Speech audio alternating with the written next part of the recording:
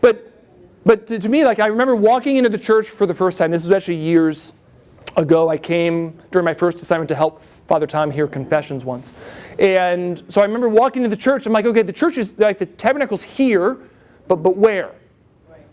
Just because visually I didn't see it. Like, it just didn't pop out for me. And then the candle's really low, and on all these things. So like I know why it is the way that it is, with the whole idea that would be a chapel and whatnot, even though we have the whole church that's now a chapel. So just like, if there's one thing I'm like, rather not have a tabernacle. It's way down low, visually hard to see, and I have to walk down some steps and walk back into a different room to bring Jesus back into church. So if you kind of push me on it, that's probably my least favorite thing. But of all things, that's a somewhat minor thing, I think. There's very little to not like. So, what was my favorite Halloween costume? I'm presuming like a costume I wore? I don't know. Maybe? Yeah. Okay. So, growing up, I really liked Halloween. If you asked me, especially in high school, I'd tell you that was my favorite holiday. I don't like it really at all anymore.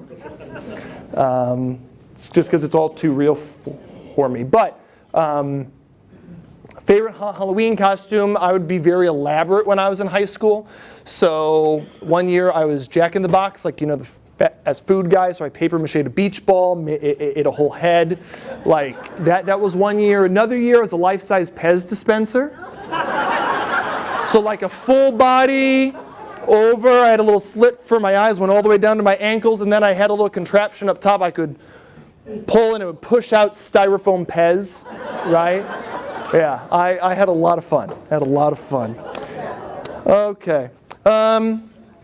Okay, talked about that in my vocation story. How did I feel when I was becoming a priest? So, talk a little bit, I guess, just the day of ordination itself. I imagine my experience of being ordained is not unlike the experience that many of you had getting married.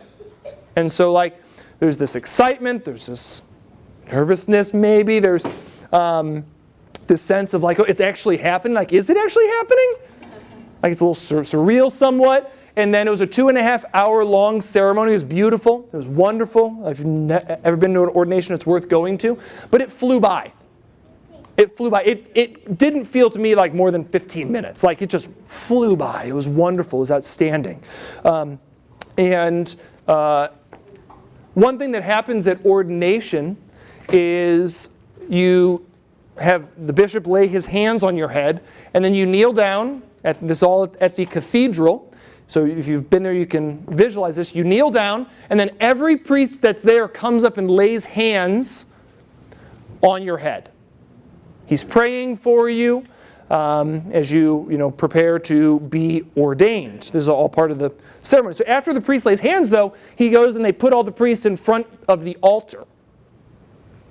And so then you're kneeling and you're praying, and you're trying to think about. You're not trying to think about how much your knees hurt because you're kneeling on the marble for like 20 minutes, right? And then that's over, and you open your eyes, and there's just this wall of priests, right?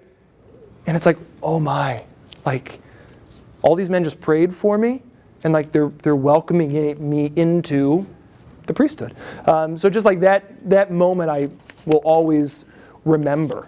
Just like this great moment of encouragement and affirmation. So, but no, it flew by, and then like that night, I'm like, did that really happen? Yeah, it did. Okay.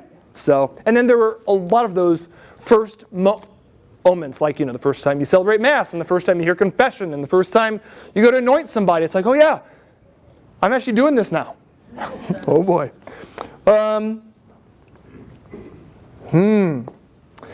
If you could have dinner with 3 people, no matter what time period, who would you want to have dinner conversations with? I feel like if I don't say Jesus, that's the wrong answer. Although, so we'll put him aside because we can talk to him every day. 3 people I would love to have conversations with. My goodness. I would love to, so I mentioned the Benedictines earlier. I'd love to have a conversation with St. Benedict. I think that would be fascinating.